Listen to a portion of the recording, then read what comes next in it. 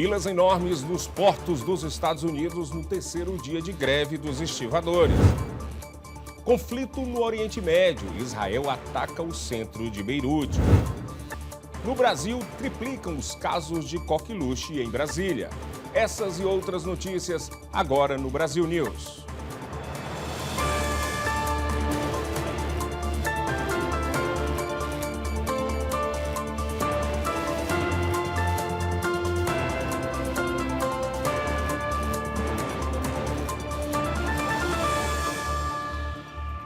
Boa noite. A fila de navios cresce nos portos dos Estados Unidos no terceiro dia de greve dos estivadores. No terceiro dia de greve dos estivadores, longas filas de navios porta-contêineres se formaram nos portos dos Estados Unidos. À medida que os dias passam, o movimento se torna mais robusto, impedindo o descarregamento e ameaçando a escassez de tudo, de bananas a autopeças. Nenhum acordo foi agendado entre a Associação Internacional de Estivadores e os empregadores, mas os proprietários de portos, sob pressão da Casa Branca para aumentar a oferta salarial e fechar um acordo, já sinalizaram na noite da quarta-feira que estavam abertos a novas negociações. O número de navios ancorados sem poder descarregar saltou de 3 para 50 em apenas 3 dias da greve, de acordo com a empresa norte-americana de gestão de risco da cadeia de suprimentos, Everstream Analytics. Segundo a análise, o acúmulo de navios pode dobrar até o final de semana e o congestionamento resultante pode levar semanas ou até meses para ser resolvido. Uma alternativa seria navegar para os portos da costa oeste do outro lado do país, usando o canal Panamá, uma jornada de milhares de quilômetros que aumentaria os custos e adicionaria semanas aos prazos de entrega. Membros da indústria de carne bovina temem efeitos cascata se a greve interromper as importações por mais de uma semana. A paralisação dos estivadores nos portos da costa leste dos Estados Unidos e da costa do Golfo impedem as importações de carne bovina, afetando diretamente restaurantes e varejistas. Membros da indústria informaram que o setor pode sofrer efeito cascata se a greve interromper as importações por mais de uma semana. Essa situação, somada à queda da oferta de carne bovina dos Estados Unidos por conta da seca severa e dos altos preços dos grãos, aumenta ainda mais a sensação de escassez.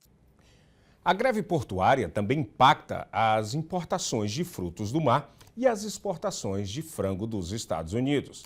De acordo com a agência de notícias Reuters, mesmo com interrupções de curto prazo nos embarques, os impactos são inevitáveis. E ainda nessa edição, o presidente Joe Biden visita Carolina do Norte, devastada pelo furacão Helene.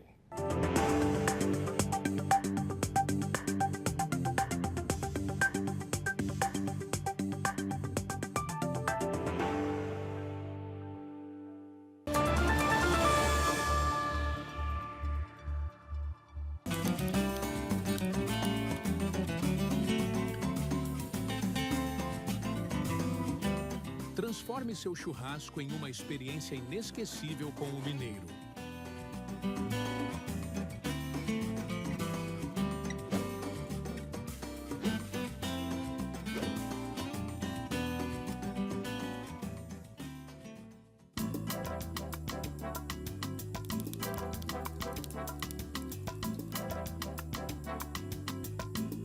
As linguiças Cortes trazem o sabor artesanal que une amigos e família.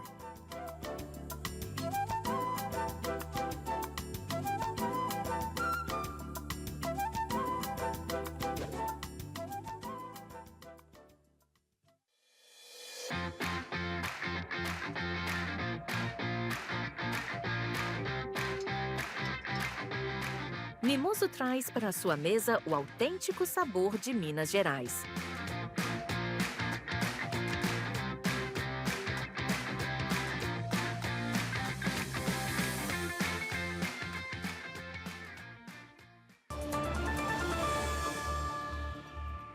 A gente volta a falar da greve dos portuários no país.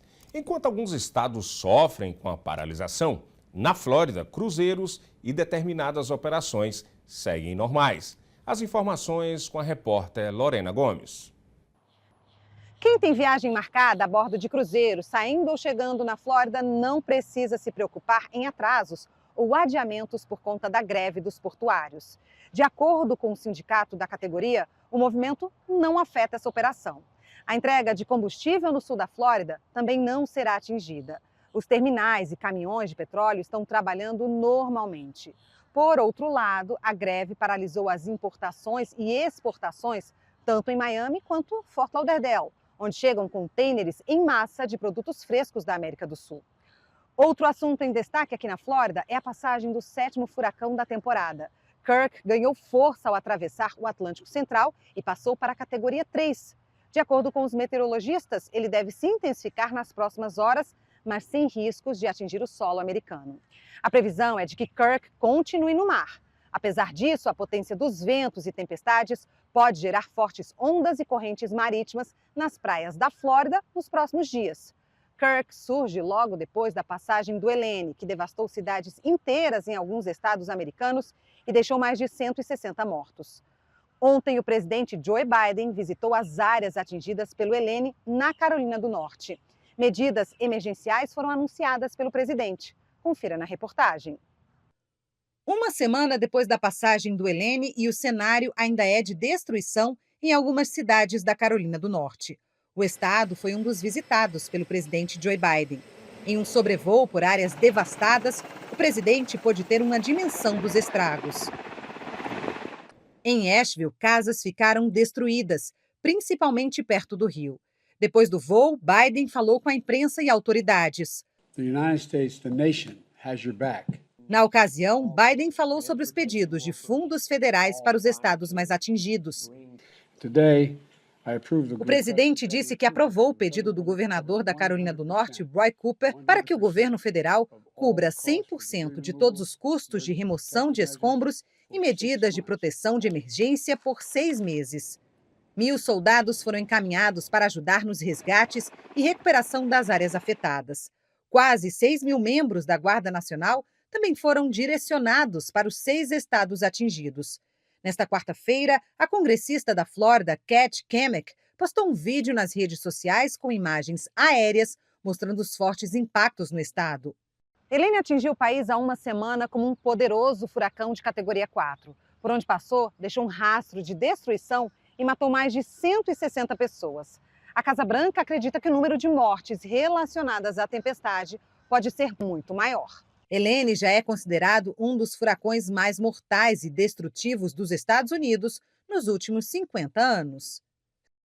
Ainda hoje, 44 mil brasileiros vivem em área de risco no Oriente Médio.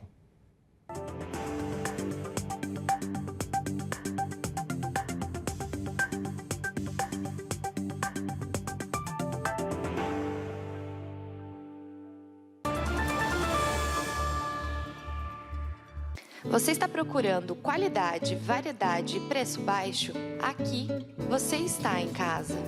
O Seabra Foods tem a maior variedade de produtos brasileiros do mercado e com atendimento mais que especial. Confira! Picanha R$ 6,99 a libra. Costelinha de porco R$ 3,99 a libra. Mamão do Brasil R$ 2,40 a libra. Mineiro pão de queijo tradicional 2 por $5. Tio João arroz branco, saco de 10 libras, 8,49 cada. Seabra Foods Curau de milho, 2,49 cada. Está no Seabra, está no Brasil. Essa é a história da receita caseira do pão de queijo Forno de Minas. Uma história cheia de paixão, ingredientes naturais e muito queijo curado. Feito aqui na Forno de Minas. Crocante por fora, macio por dentro. É impossível esquecer esse sabor, esse cheirinho e, principalmente, esse sentimento. Vó, tá pronto? Forno de Minas. Receitas caseiras e muita paixão.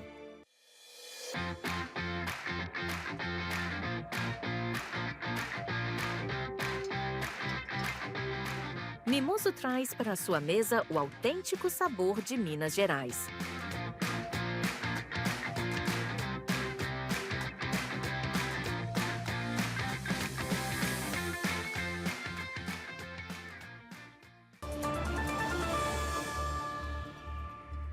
E agora vamos saber as principais notícias do Brasil com a correspondente Arlene Balieiro.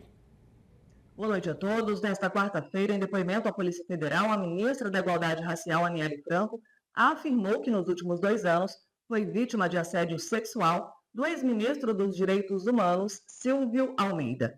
Ela foi ouvida por cerca de 1 hora. Aniele disse à PF que conversou com o ex-ministro sobre o assunto, mas, abre aspas, as abordagens inadequadas, fecha aspas, se intensificaram. Silvio Almeida foi demitido no mês passado depois de ser acusado de assédio sexual. Outras mulheres que também denunciaram o ex-ministro vão ser ouvidas pela polícia. Ele nega as acusações. Agora vamos falar de saúde. Nos últimos 2 meses, os casos de coqueluche quase triplicaram na capital federal. O número de casos confirmados saltou de 44 para 127 de julho a setembro. O aumento foi de quase 200%. Os dados são da Secretaria de Saúde do Distrito Federal. Outros 44 casos suspeitos ainda aguardam confirmação. O último surto registrado da doença foi em 2014, quando 240 pessoas foram infectadas. E um dado preocupante, mais de 44 mil brasileiros vivem hoje em zonas de conflito no Oriente Médio, segundo o Ministério das Relações Exteriores. O Itamaraty afirma que mais de 40 mil pessoas estão no Líbano, Israel e Palestina. Os demais vivem na Síria, Irã e Iraque. Desde o início dos conflitos na faixa de Gaza, o governo do Brasil repatriou mais de 1.500 brasileiros dessas regiões. Nesta semana, iniciou a operação de repatriação dos brasileiros que vivem no Líbano, a maior comunidade brasileira no Oriente Médio. E o jornalismo brasileiro sofre uma grande perda. Morreu na manhã desta quinta-feira, no Rio de Janeiro, aos 97 anos, o jornalista e locutor Cid Moreira, uma das vozes mais icônicas do jornalismo brasileiro. Ele estava internado há quase 30 dias no Hospital Santa Teresa, em Petrópolis. Segundo o hospital, ele morreu por insuficiência renal crônica, falência múltipla dos órgãos, dentre outras complicações. Cid Moreira nasceu em setembro de 1927, no interior de São Paulo. Ele ficou conhecido pelas quase 3 décadas à frente do Jornal Nacional e por ter lançado a narração da Bíblia em CDs. Vamos ver agora a cotação do dólar frente ao real.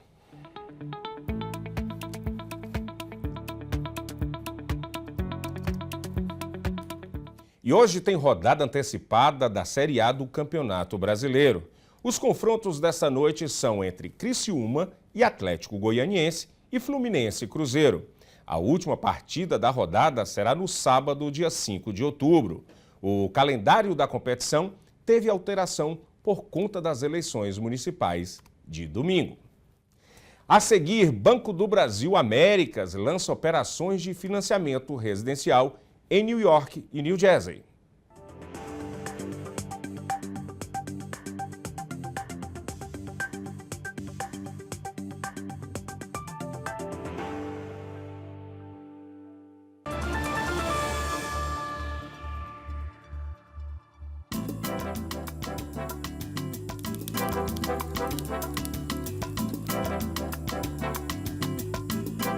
As linguiças Cortes trazem o sabor artesanal que une amigos e família.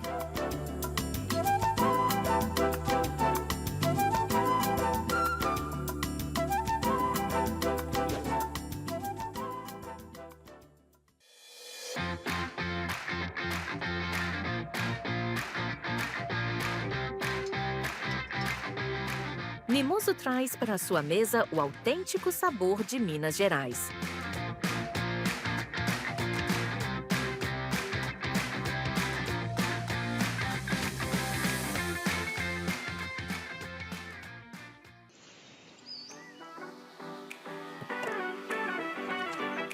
O açaí Triunfo é sua fonte de energia natural e saborosa.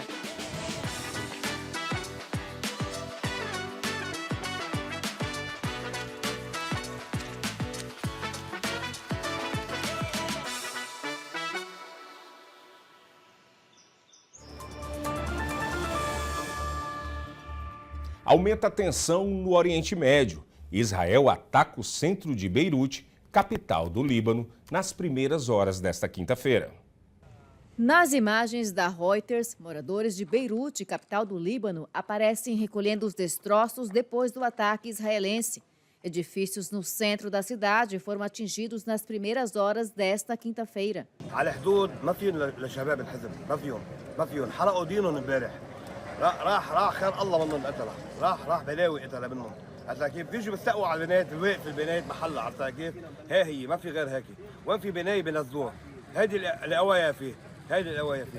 Um outro morador, que preferiu não se identificar, disse que o prédio atingido era um centro de emergência.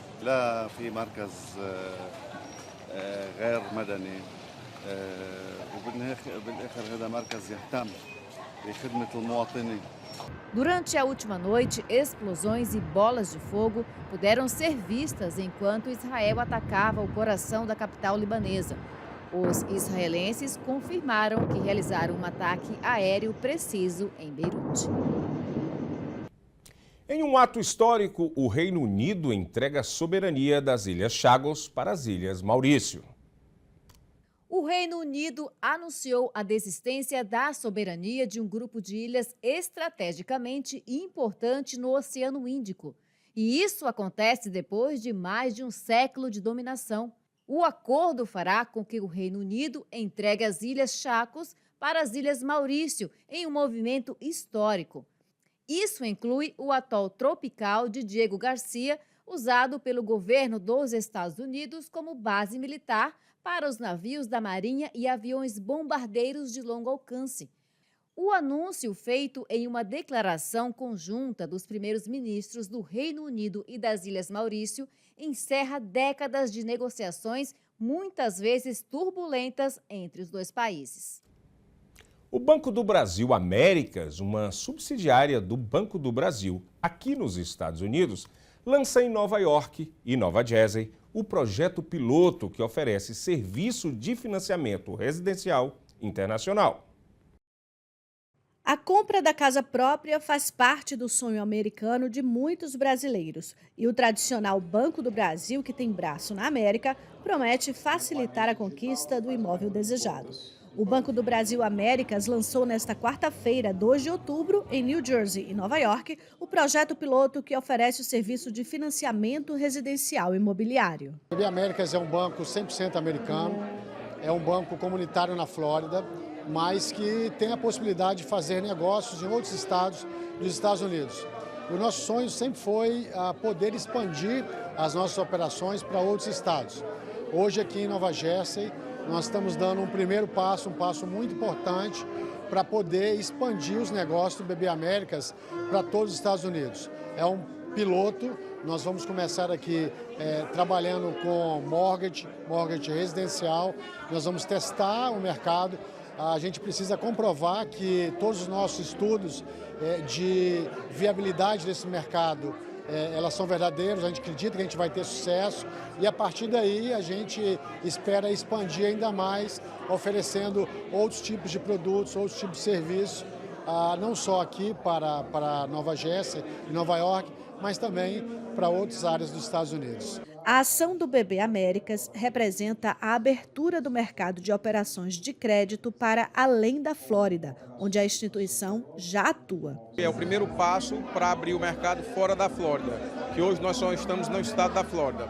Então, a partir de hoje, a gente está nesse plano piloto, abrindo o mercado aqui para operações de crédito imobiliário residencial para o cliente brasileiro, estrangeiro em geral ou o americano como um todo.